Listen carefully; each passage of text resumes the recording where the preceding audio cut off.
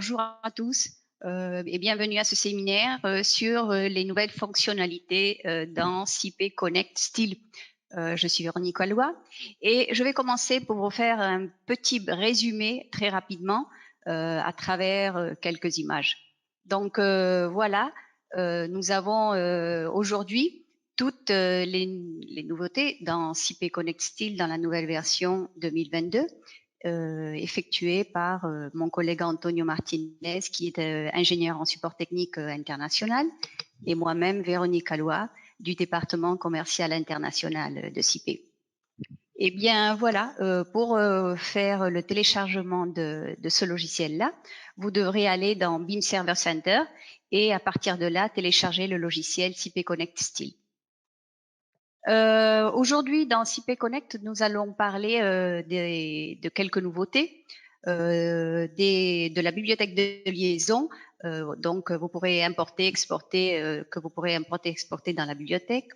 Les récapitulatifs résumés de l'assemblage. Donc, vous aurez différents éléments de l'assemblage, comme les charges profilées, les plaques, les soudures et les vis. On parlera aussi de la gestion des nœuds à partir de la vue 3D de la structure, puisque de nouveaux outils ont été ajoutés. Des options de visualisation, aussi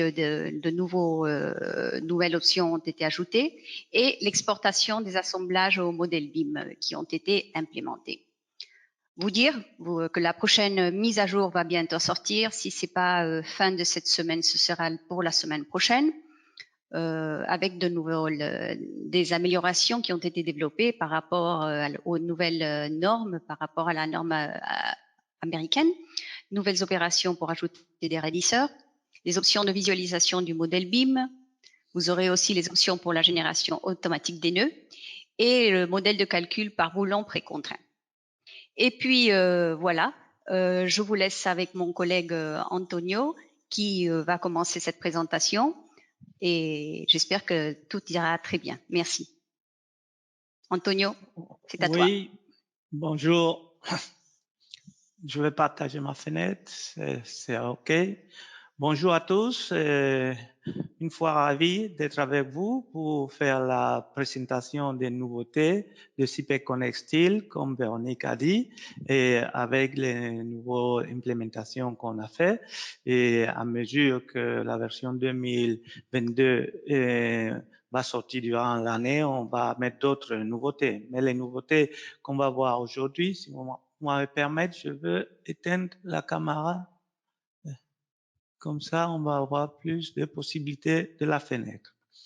Et parmi les nouveautés que a dit ma collègue, c'est bibliothèque de liaison qu'on va voir. Et cette possibilité est très importante parce que ça nous permet de réutiliser les assemblages qui ont été déjà faits dans un même ouvrage ou de le garder dans une bibliothèque et les réutiliser avec un autre ouvrage qui ont le même nombre de barres et des typologies des opérations qui sont pareilles. Bon, je vais fermer, si vous voulez, cette fenêtre-là, minimiser et on va aller tout de suite sur le logiciel. Bon, pour le téléchargement du logiciel, il faut faire un rappel que nous avons une plateforme qui s'appelle BIM Server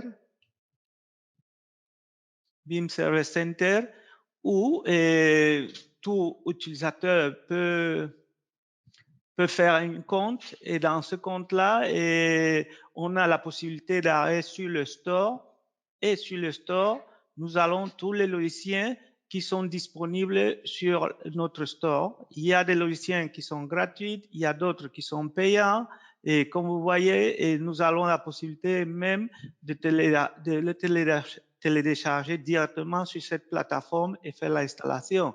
Si nous cherchons un logiciel, nous avons la possibilité aussi sur l'entête de cette partie-là.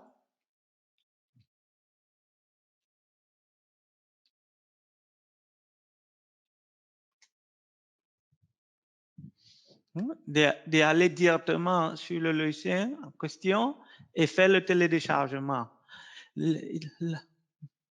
On va profiter, comme nous sommes sur cette plateforme-là. Cette plateforme-là va nous permettre de faire plusieurs choses, non? Du travail collaboratif, de télécharger les logiciels qu'on a déjà fait, d'aller sur notre compte, ou même on peut aller sur le blog où nous allons avoir la possibilité de revoir certains webinaires qui ont été faits, comme la présentation initiale du logiciel SIP Connect Steel. Bon, une fois on peut revoir ces vidéos-là, on va revenir sur cette plateforme à mesure qu'on va avancer. Bon, on a téléchargé le logiciel, on a fait l'installation. Un petit rappel, le logiciel SIP Connect Steel va nous permettre de résoudre les assemblages en donnant des petites opérations qu'on a déjà vues pour la définition de notre assemblage. De quoi il s'agit? Et dans l'antérieure présentation, on a vu que on pouvait créer la définition des nœuds ou des barres par coordonnées et en plus, on pouvait créer ces nœuds et définir les assemblages. On va faire un petit rappel sur ça. Permettez-moi, s'il vous plaît, de charger, par exemple, ce projet pour un peu parler de l'environnement. Ici, quand nous étions là, on avait créé une collection de nœuds qu'on pouvait éditer, et c'est nous qui avons placé les types de barres qu'on voulait utiliser. Et plus tard, ce qu'on avait fait avec l'édition de cet assemblage, on avait défini les opérations pour pouvoir faire la jonction ou l'assemblage. Dans ce cas, c'est une soudure très simple. Et si nous allons au nœud 2, on a commencé un peu à faire un assemblage boulonné, où de la même façon, on avait la possibilité d'éditer et voir les opérations. Ici, on avait une opération supérieure qui mettait une plaque frontale à la fois qui mettait les tournevis. Et plus tard, on a calculé, on a vu les résultats. Bon, c'est quoi la différence avec la gestion des nœuds à partir de la vue 3D qu'on a fait? Et cette façon de travailler, peut-être c'est la façon de travailler quand on n'est pas obligé de travailler avec le BIM server et nous voulons mettre les éléments directement. Mais qu'est-ce qui se passe si nous voulons saisir un ouvrage de CP3D ou de CP4? Par exemple, si ce modèle que nous sommes en train de voir là, c'est un modèle où on voulait calculer une ossature métallique pour mettre les ascenseurs dans un immeuble vieux, un bâtiment qui est vieux. Bien sûr, l'analyse peut se faire avec CP4, avec structure 3D. Plus tard, on va le connecter avec le BIM server et pour faire l'exportation. C'est ce modèle-là que j'ai chargé.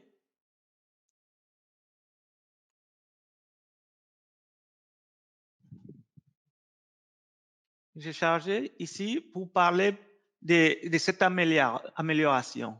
Donc, quand nous faisons l'importation des barres ou des barres qui sont métalliques de CP4 à travers du modèle BIM Server, nous allons voir dans la vue qui est à la droite tous les éléments qui ont été chargés, qui ont été reconnus. Même le logiciel va faire la détection des nœuds. Plus tard, nous allons faire la définition des assemblages. La première nouveauté que nous voulons parler, c'est la gestion des nœuds à partir de la vue 3D ou bien de la vue liste. Si nous sommes ici, par exemple, on fait un clic là, vous voyez que le logiciel nous montre quel nœud a été choisi. Nous avons les icônes là qui vont nous permettre d'éditer pour si nous voulons faire les changements de profilé ou pas, ou directement la possibilité de voir les résultats s'il a été créé ou d'aller sur l'assemblage et revenir et voir les opérations que nous avons faites. Dans ce cas, les opérations que nous avons faites, et nous allons ça dans la liste comme toujours. On a fait, on a découpé le profil V2, on a fait un ajustage et puis on a découper la partie inférieure. Bon, c'est ça notre assemblage qui a été fait. Plus tard, on va voir comment gérer la bibliothèque. Mais seulement, je vais vous montrer ça. Et maintenant, qu'est-ce que nous pouvons faire? Bien sûr, nous pouvons, une fois le modèle a été chargé sur le BIM server et nous montrer à la droite, nous pouvons effacer les assemblages que nous ne voulons pas considérer et seulement rester avec ce qu'on veut gérer. Ou nous-mêmes, nous pouvons créer un nouveau nœud à partir des barres qui ont été saisies. Par exemple, c'est là où on va voir cette nouveauté, non? Ça, c'est la gestion par la liste des éléments et ça, c'est la gestion par la vue 3D.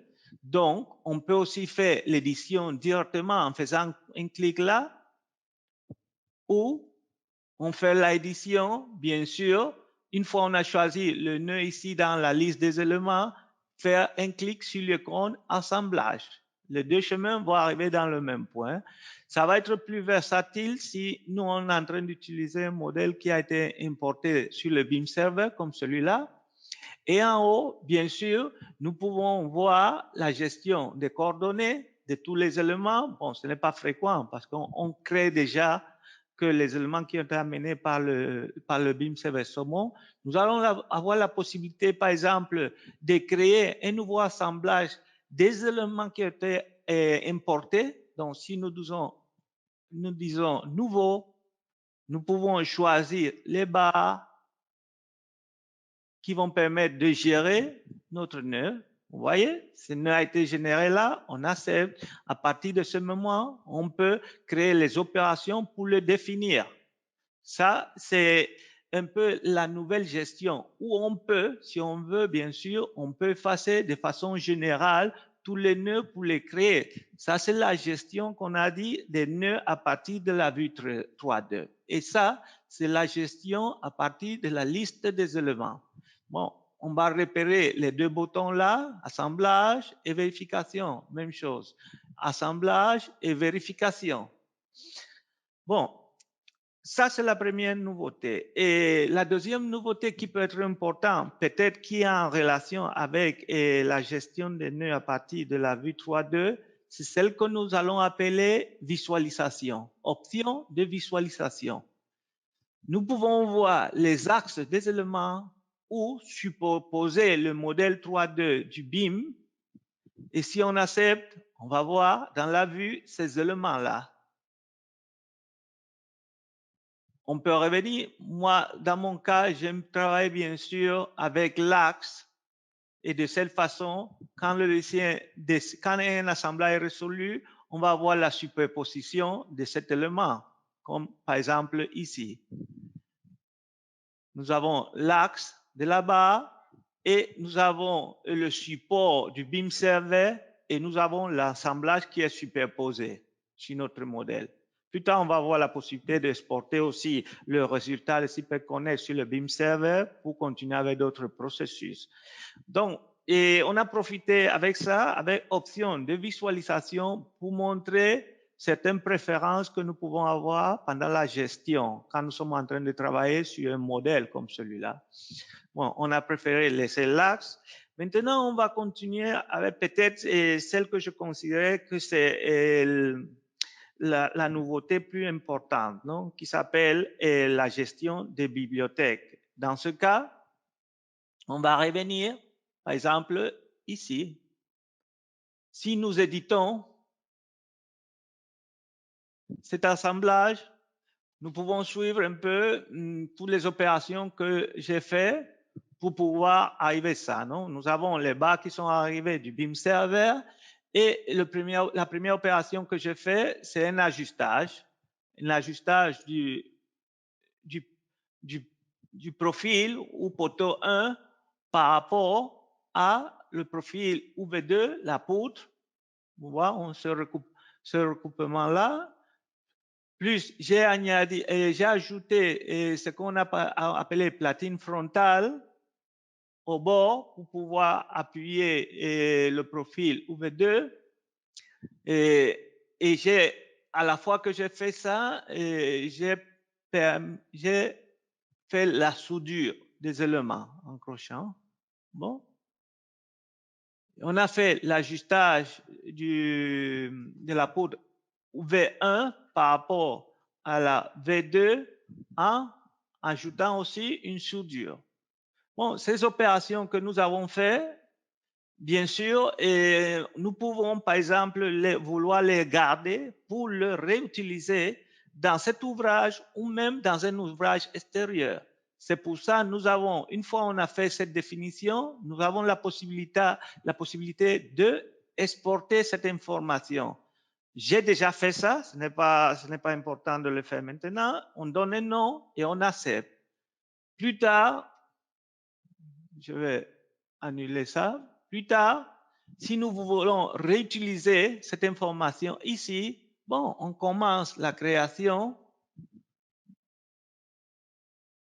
de cet assemblage. OK, les données sont bonnes parce qu'ils sont pris du BIM server. Et maintenant, nous allons éditer l'assemblage. Au lieu de refaire toutes les opérations qu'on a déjà faites, je vais profiter pour importer, pour importer la typologie 1 qui a été déjà exportée. J'ai plusieurs là qui sont exportés. Si nous choisissons celui qui n'est pas pareil, le logicien, je vais choisir celui-là, j'accepte. S'il a la même configuration de barres, et le logicien va nous permettre de l'importer directement. Par contre, si nous avons certains changements, on va pouvoir faire la réassignation des barres. Bon, dans ce cas, on voit que le P1, il correspond, ou B2, il correspond, B1, c'est OK, on accepte, et on va avoir les mêmes opérations qu'on a déjà réutilisées qui sont fixées ici.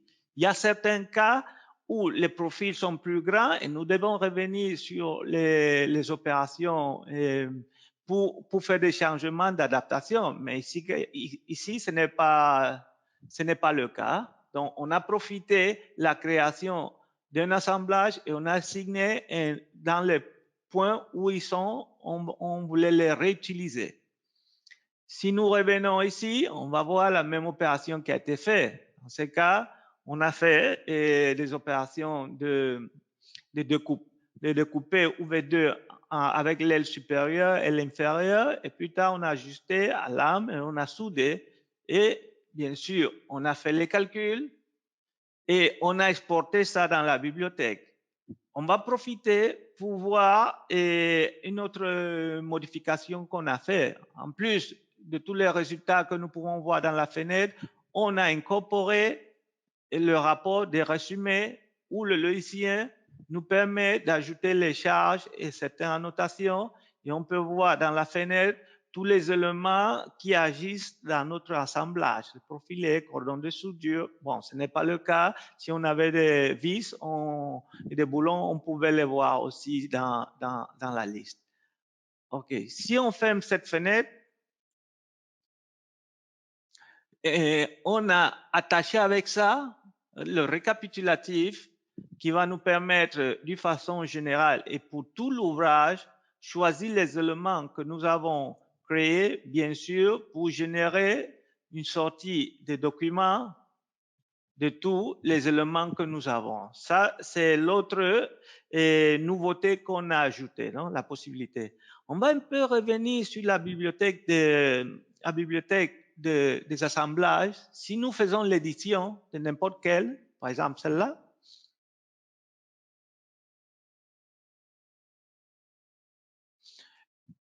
et nous revenons sur ça, OK? Quand nous allons, par exemple, dans la bibliothèque, nous pouvons voir tous ceux qui ont été gardés dans la bibliothèque. Bien sûr, ici en haut, c'est très important à savoir parce que ces profilés et ces assemblages qui ont été créés ici, on peut pouvoir, par exemple, les réutiliser pour un ouvrage. On peut vouloir aussi que quand on crée un ouvrage, le logicien considère certains assemblages qui sont fréquents pour nous. Pour ça, c'est très important la gérance de ces commandes qui sont là en haut. Exporter vers un fichier, nous devons choisir tous les assemblages que nous voulons qui seront disponibles pour l'ouvrage qu'on va ouvrir. Et une fois nous avons exporté ça, et bien sûr, on pourrait aussi importer dans l'ouvrage que nous voulons.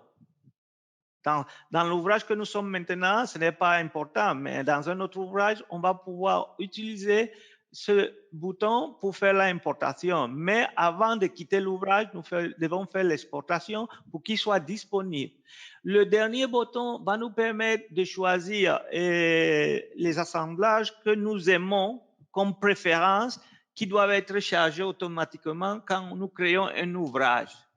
Bon, ça va dépendre des types d'ouvrages que nous faisons. Bon, comme vous voyez, avec ces possibilités, nous pouvons revenir avec un ouvrage, faire l'exportation d'un assemblage pour l'utiliser. Comme ça, on perd plus le temps pour les différentes opérations qu'on a créées. C'est un peu pour compléter le point 3, non? Bibliothèque de liaison. OK.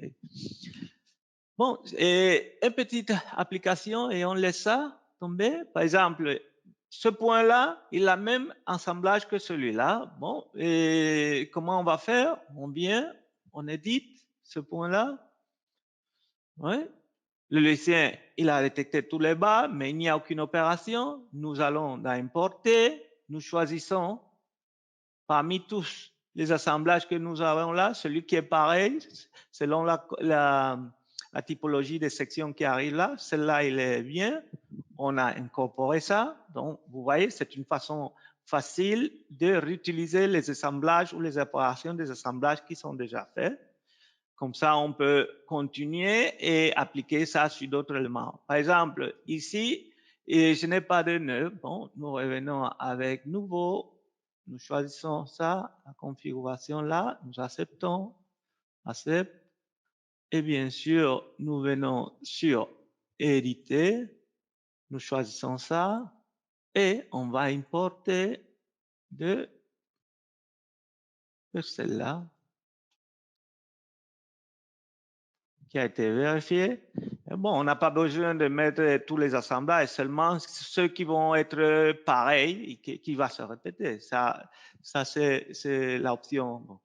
Et une fois on a fait ça, bien sûr, on va toujours avoir la possibilité d'actualiser qui va nous permettre d'actualiser, c'est pour saisir l'information qui nous a permis de faire les assemblages, mais nous pouvons utiliser exporter pour exporter ces assemblages sur le projet du BIM Server qu'on a fait. Bon, une fois l'exportation est faite, pour pouvoir profiter de ce travail entre les collaborateurs, nous devons aller dans notre plateforme BIM Server et je vais entrer dans mes projets. Je vais charger ce projet que j'avais là. On voit la partie de CP4 qui est là. Maintenant, qu'est-ce qu'on peut faire? Superposer l'information de la partie qui a été générée par le CP Connect Style. C'est là, nous le voyons. On va le faire visible. Par exemple, le modèle de CP4, on va le faire transparent, par exemple. Et nous allons nous approcher pour voir les assemblages qui ont été résolus. Si nous allons dans un autre point, par exemple là, nous allons voir la superposition des assemblages qui ont été ajoutés. Donc, l'importance de l'usage du BIM Server, c'est ça, non? La superposition pour voir la collaboration. Donc, si on a un collaborateur qui n'a rien à faire avec les assemblages, mais du coup, il peut déjà profiter pour voir le résultat des assemblages et superposer avec son modèle architectonique ou son modèle structurel. C'est un peu l'avantage du BIM Server. Bon, ça, ce n'est pas notre but, mais on doit parler de cette possibilité. Et une fois on a vu cet avantage, nous revenons sur notre modèle du CP Connect Style. Et maintenant, on va parler des autres possibilités. Bon, dans ce cas, je vais choisir par exemple l'édition de cet assemblage-là. Et nous allons aller dans le modèle calcul et nous allons, même c'est déjà calculé, on va lancer le calcul. Et on a, bon, dans ce cas, comme c'est déjà calculé, bon, il y a le lithium, on va chercher un autre, celui-là. Il n'est pas calcul. Une autre amélioration que nous avons fait, et il faut dire que l'effort du calcul de ces assemblages s'est fait par éléments finis et en utilisant le moteur Open6. C'est un calcul itératif incrémental, dont ça prend beaucoup de temps. Et pour améliorer ça, on a fait des changements et on a gagné presque 30% en temps de processamment. Non? Donc, ça, c'est une partie aussi, une amélioration qui n'est pas visible, mais qui est très importante. Non? Le temps de calcul que ça va prendre pour faire la vérification des formations, des contraintes de von Mises, des comprobations qui sont relatives avec la norme que nous avons choisie, ou bien le code, ou la norme espagnole que j'ai dans ce cas. Bon, ça c'est peut-être la dernière amélioration qu'on a fait. Vous dire que dans la prochaine version 2022.b, on va ajouter la norme américaine. J'ai ça quelque part là.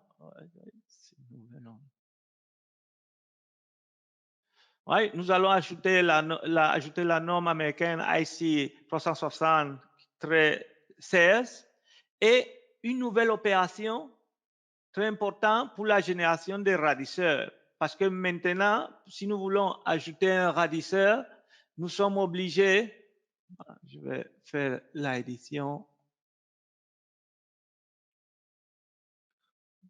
Pardon. Voilà. Si nous voulons ajouter une opération pour mettre des radisseurs, par exemple un double T, ce n'est pas le cas, nous serons obligés de le faire avec l'option de plaque 1 à 1. Ce n'est pas opératif, ça. Non, c'est pour ça, dans la prochaine version, nous allons générer une nouvelle opération parmi celles-là qui va permettre de générer les radisseurs sur le profil de façon automatique. Bon, et il y a certaines améliorations qui sont aussi prévues, la génération automatique des nœuds en partant des opérations que nous avons aussi. On va aussi mettre au modèle du calcul les boulons précontraints. Il y a plein de nouveautés. Et c'est très important de savoir que ce logiciel, il a moins de 4 mois au marché et on a attendu longtemps pour avoir un outil comme celui-là. Donc, plus en plus, on va ajouter les nouveautés qui vont permettre d'accélérer certains procès. De ma part, c'est toutes les nouveautés qui correspondent dans cette version qu'on a fait. Non? Premièrement, la gestion, qu'on a déjà dit, des nœuds dans la vue liste et dans la vue 3.2 en utilisant les nouvelles commandes qu'on a insérées. Et les options de visualisation qui peuvent être très importantes pour gérer la superposition des éléments du modèle BIM par rapport aux assemblages qui sont créés. Et nous avons aussi la gestion des bibliothèques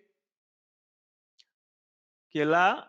Par exemple, dans cet ouvrage, les types des assemblages que j'ai créés avec la possibilité d'importer une autre bibliothèque ou d'exporter les informations que j'ai déjà créées ici. Je dois choisir ça pour créer sur le fichier type.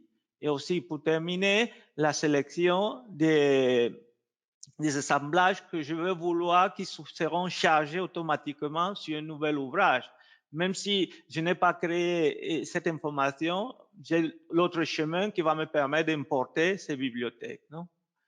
Bon, et les récapitulatifs, on a déjà vu ça, qu'on a amélioré. L'exportation au modèle BIM, nous avons déjà vu. Bon, l'optimisation du temps de calcul. Bon, Pour ma part, c'est toutes les nouveautés qu'on a incorporées au logiciel.